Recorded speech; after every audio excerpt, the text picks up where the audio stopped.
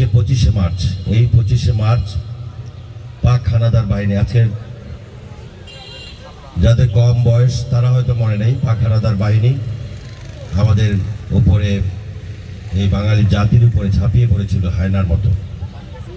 তার আগের থেকে যে স্বাধীনতা আন্দোলন সংগ্রাম চলছিল, সেই স্বাধীনতা আন্দোলন সংগ্রামের যিনি নেতা ছিলেন, পরবর্তীতে যিনি ভিলেনে পরিণত হয়েছেন, রাজনৈতিক প্রতারকে পরিণত হয়েছেন, গণতন্ত্র হত্যাকারী হিসেবে স্বীকৃত, সেই শেখ মুজিবুর রহমান সেই দিন পাক বাহিনীর কাছে আত্মসমর্পণ করে পাক বাহিনীর মেহমানখানায় অতি আরামে বসবাস করেছেন 9 মাস। আর এই 9 মাস এই দেশের মানুষ সংগ্রাম করে রক্ত দিয়ে 30 লক্ষ শহীদ এবং 2 লক্ষ মা বোনের ইজ্জতের মধ্য দিয়ে এই দেশের স্বাধীনতা অর্জন করেছিল।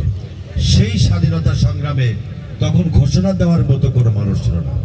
শেখ মুজিবুর রহমানকে বলা হয়েছিল যে আপনি ঘোষণা দেন, তিনি বলছেন যে এইরকম রাষ্ট্রদ্রোহী কাজে আমি যেতে পারবো না। সেই সময় এই জাতিকে নির্দেশনা দিয়েছিলেন সেই সময়ের অপরিচিত একজন মেজর শহীদ প্রেসিডেন্ট জিয়াউর রহমান, যিনি বাংলাদেশ জাতীয়তাবাদী দলের প্রতিষ্ঠাতা। তিনি সেই দিন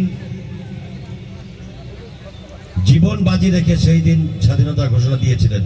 যদি স্বাধীনতা সংগ্রাম সফল না হতো তাহলে তাকে ফাঁসির আসামি হতে হতো, তাকে ফাঁসি দেওয়া হতো। সেই সময় স্বাধীনতার রক্ষা কবচের ভূমিকা পালন করেছেন শহীদ জিয়া। পরবর্তীতে শেখ মুজিব আবার গণতন্ত্র হত্যা করেছে, সেখান থেকেও জাতিকে গণতন্ত্র ফিরিয়ে দিয়েছিলেন শহীদ জিয়াউর রহমান। বারবার গণতন্ত্রকে যতবার হত্যা করার চেষ্টা করা হয়েছে ততবার জিয়াউর রহমান এবং বিএনপি গণতন্ত্রকে রক্ষা করেছে। বেগম খালেদা জিয়াকে হত্যা করার ষড়যন্ত্র করেছিল, জেলে নিয়েছিল, সকল ষড়যন্ত্র বিফলে গিয়েছে। এখনো ভোটের অধিকার প্রতিষ্ঠা করার জন্য বিভিন্ন রকমের চেষ্টা আমরা করছি। জনগণের অধিকার যাতে প্রতিষ্ঠা না হয় সেরকম একটি ষড়যন্ত্র আছে।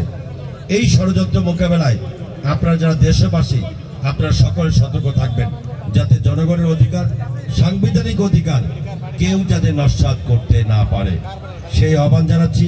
এবং মহান আল্লাহ রাব্বুল আলামিনের কাছে এই শহীদ প্রেসিডেন্ট জিয়াউর রহমানের রুহের মাগফিরাত কামনা করে আপনারা দোয়া করবেন এবং দেশ নেত্রী বেগম খালেদা জিয়ার সুস্থতা কামনা করে আপনারা সকলে দোয়া করবেন যাতে আল্লাহ রাব্বুল আলামিন তাকে সুস্থতার সাথে নেক হায়াত দান করেন, তিনি যাতে আমাদের মাঝে অতি দ্রুত ফিরে আসতে পারেন। আপনাদের সকলকে আন্তরিক শুভেচ্ছা, অভিনন্দন এবং সালাম। আসসালামু আলাইকুম।